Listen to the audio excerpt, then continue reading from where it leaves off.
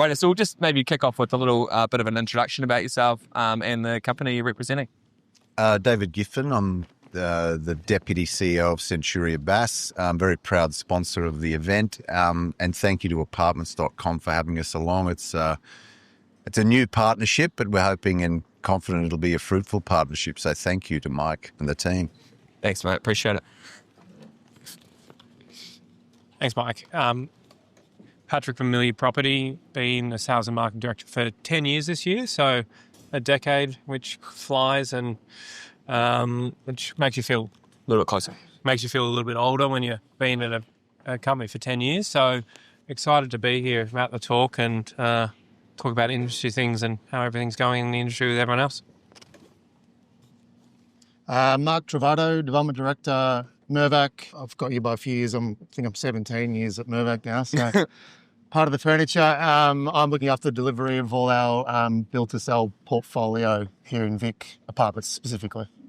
And we were talking just a bit about, before this kicked off, around the fact that Brunswick's actually the most searched for suburb in Victoria and the only one in the top 3 nationally that's based here in Victoria. Obviously, you guys have Prince of Parade in Brunswick. I don't know how much you can share, but what can you share about what's going on at Prince of Parade? Yeah, Prince and Parade building we launched about 18 months ago now. It's Park Street fronting Prince's Park.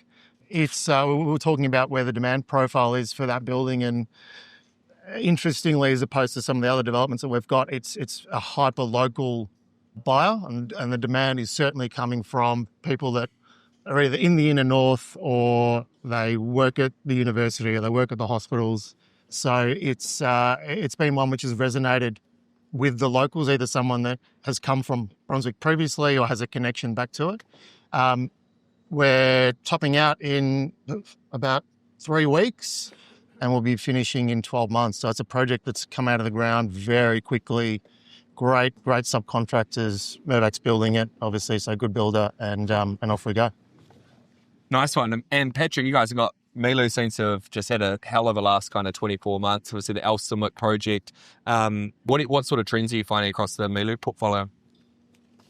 Southside is completely different to Brunswick. We launched a project in Brunswick just under 4 months ago and about 40% sales, which is just shy of 30 in 4 months, which we were extremely happy with. So it's a testament to obviously the searching, and in there, Southside is different. It is, for us, it's a larger project and we are attracting downsizers, and it's 180 apartments, so getting someone's head around living with that many people has been a challenge for the retail market, which we've sold all retail now. We kicked off construction just under 2 months ago, which really gave the downsizers confidence.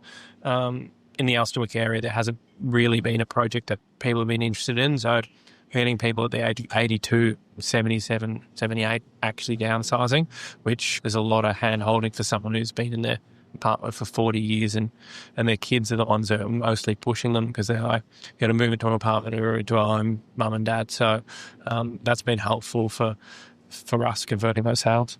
I remember, sorry about that.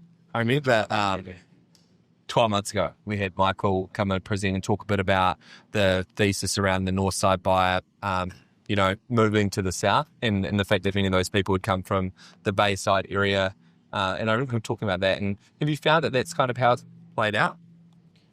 Generally, it's people who have a connection in the area. And we've been obviously actively mapping where people are coming from to try and tweak our marketing to make sure that we're focusing on the right people, and they're from the sticks coming to kids who are going to Caulfield Grammar School, so they're going to be close to their grandchildren, from Kensington, from Fitzroy, from all over the shop. So it's been difficult in trying to focus marketing because it's attracting a lot of people there, but they do have a connection with that south side or family around there. So we've got a couple of people who haven't lived in an area or known it, but because of its connection to the greenery that they've bought, but there is a connection there for almost all of the purchases they've bought. So what I'm hearing from both of you guys is that it's more of a local kind of area market. Obviously, David, you've got a ton of exposure in terms of seeing all sorts of different projects are, what's happening across them. What do you see? Just generally, I know it's been a really tough market in Melbourne, the property market here, but we as a business have a lot of confidence in this market over particularly the medium term. Exactly when that turns, that's always hard to pick. We've got a team here on the ground in Melbourne. We've got capital to deploy, and we're looking to add further to that team and invest more in this market. We do think it'll turn, in the not too distant future. And one issue that developers don't have at the moment in terms of, there's a few headwinds, but there's also a capital tailwind. There is a lot of capital looking for a home and seeking to work with the quality developers in delivering, product to market. And that you look almost all around the country at the moment, it's a little bit bifurcated and the numbers are slightly different in each market, but everyone loves, and we're no different. We love that bottom end. We think there's really strong tailwinds for that. That price is underpinned. Some of the policy that's coming in will kick that along. And then also sort of 4 million plus, that luxury market downsizes. There is a very big bubble coming through in terms of that population who need to, got kids kicking them out of their house, which they don't want to leave. But quality developers who know that market and can build a product which is going to be supported, they're people we want to back with investment, in addition to that sort of more affordable end, people who could deliver at real scale. And which part of the capital stack are you guys focused on, and what parts of the project life cycle are you working on? We used to call it stretch senior. Now it's just senior to 75% of everything. But it's a competitive market. We will fund senior. We'll participate in MES. We're also now looking at pref for developers in the right products and people we've worked with previously, typically. So we do view ourselves as, wanting to be a capital partner of our partners and supporting them all the way up and down that capital structure. And I don't know whether I'm better off kind of doing the annoying sound or waiting 2 seconds. Anyway, do you want to talk a bit about just, obviously a lot's changed since launching the portfolio of projects that you're across in terms of the Albertine and Prince of Parade, Montreal and Docklands. What are some of the things that have kind of happened over the last 2 or 3 years that are different to what you expected, and what's that looking like? Yeah, fair to say 2 or 3 years ago, we had supply constraints and we had demand constraints, and the supply constraints have eased. We're all aware of the rampant escalation we were going through at that period. That has normalised. It's an extremely elevated position from where we were pre-COVID and even 3 years ago, but at least it's normalised, and it allows you to forecast where costs are going to be. Similarly, the trade base has stabilised. We're not seeing as many insolvencies, so that the supply side is okay, and that's evident in each of the 3 sites that you mentioned. We're ahead of program, on budget, all of the good stuff. What's still a challenge is clearly the demand side, and while it's improved, and dare I say it, before anyone else does, green shoots maybe, but but you got to be pretty optimistic, to be frank. It's still a real challenge. But from a holistic perspective at Mirvac, we're seeing improvements in demand. I think our master plan communities, their sales are 50% up year on year from last year. So that part of the market's definitely improving. What we haven't seen is the established market move yet, and there's interest rate decreases and hopefully the foresight into future. We'll start to see that demand in the established market come back, and when that does, hopefully translate into the off-the-plan sales which we need. Nice. And for you, Patrick, how have things kind of played out over the last few years? Obviously, a lot happened for Melu making that jump across to the south side, and what's kind of different from a couple of years ago, and then how do you see that playing out over the next 12? The biggest one from a development perspective is actually getting construction as soon as you can, which to stop those escalation costs for builders to hold that price. Because, any delay in that is a significant jump in cost, and rightfully so, considering how the costs are going. So we've been well supported by the banks to get us with a lower level of qualifying pre-sales to get into construction, which also then obviously helps with confidence of existing purchasers and the ones that buy about time frame of moving in. Obviously, that has an inherent risk depending on how many apartments you have in a block. That will you be able to sell them all before completion? Because we used to start at least with more sales under the belt, so there was less to sell through the construction period. So it's a real focus and a risk for us to make sure that we can deliver on that, and you don't have a whole heap of homes that you need to sell at the end with the inherent holding costs, advertising, furniture, and all the above. So that's a big one. Is one, get into construction, but to make sure you can keep that sales rate momentum. So you have a handful maybe left at the end, and hopefully none.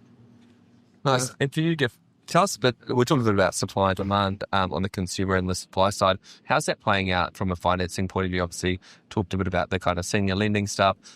For the last few deals that you guys have won, what have been the reasons that developers have gone with you guys, and how competitive is it? It's super competitive. If a project historically had a few hairs on it, you might be the only financier actually talking to that borrower about, trying to get it financed. But now, increasingly, you'll find, a vanilla transaction at reasonable leverage, or call it market leverage, there'll be 8-10 providers chasing that around the market, and the more difficult transactions will still have 3 or 4. So a very good time to be a borrower if you want flexibility. Do I see that slowing down? Not really. We increasingly see pricing coming down from privates towards bank pricing. It shouldn't get there. Sense prevails. That doesn't mean it won't. So there's plenty of capital available to get projects done. It's sort of more the constraints in other areas of the market, specifically access to builders, construction costs, feasibility, cost of land. Does that project stack up to get out of the ground? And maybe one for you, Mark. How do you kind of see that, having lived through this kind of latest cycle, what do you think the next cycle looks like, and how are you guys preparing for that? So I think short term, we're not expecting a significant improvement in conditions. I think we'll plateau for a while. We'll see improvements in certain sub-markets, but not holistically. Medium term, we do see some improvement, particularly in our cost competitiveness or price competitiveness to interstate markets. We're definitely better priced than Brisbane. We're better priced than WA, clearly better priced than New South Wales. So medium term, the Melbourne fundamentals should start to shine, and that affordability benefit will come to play. Long term, we can only improve. We've bottomed out. Things have to improve. That is just fundamentally a necessity, and they will. So we're very strong in Victoria. We've got money being invested in Victoria. We're looking for new business opportunities.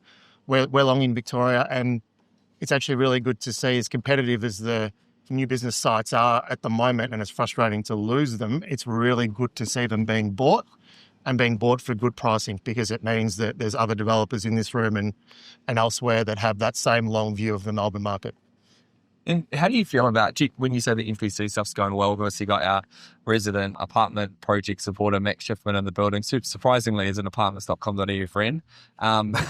Do you think that how do you see the outlook on the apartments versus the kind of land estate market? Apartment market, our volumes, I think, will be down from where we were at the peak in 2015, 2016, probably for another 20 years. I don't think we'll get back there. Otherwise, there's going to be like... Well, that level of foreign investment isn't there. So that's clearly the one thing that could elevate those levels back to where we were. The price discrepancy between new and established apartments is as wide as it's ever been. The price discrepancy between housing and apartments is as wide as it's ever been. So that is a good thing for apartments. We have to see that price growth. We need to see the volume of product in the established market move, the cheap, lower, inferior quality product that needs to go, and the new age developments, the better projects where the buyer's demand will be, but they haven't quite got their head around the price point yet. That's what we need to happen. And it'll just take time. And the bread and butter of master plan communities housing and land lots, that's driven by immigration and just the fundamentals of Melbourne. So I think that's consistent and will continue to improve. We need to see some larger shifts in the apartment space. Makes sense. And what's on the outlook for Melu? Well, we were lucky enough to win the Fitzroy Gasworks job, so it's a big one for us. 8 buildings over 500 lots, so that'll tie us up for a few years. But we're also looking at a number of sites, a few I won't mention, but we were just shortlisted with at least I know 2 other people in this room for the Denmark Q site, Vic Roads, for those who don't know it. So one of us will win it, and we'll see how we go. Obviously, you mentioned that Victoria is a kind of focus market for you guys. What types of things are you looking for? And talk to us about that. I agree with the comments around the differential in pricing to the other capital cities. This market has to move at a point. So we think there's good support, certainly for prices where they are. Apartments remain difficult here in terms of getting them to stack up. So we do like the subdivisions.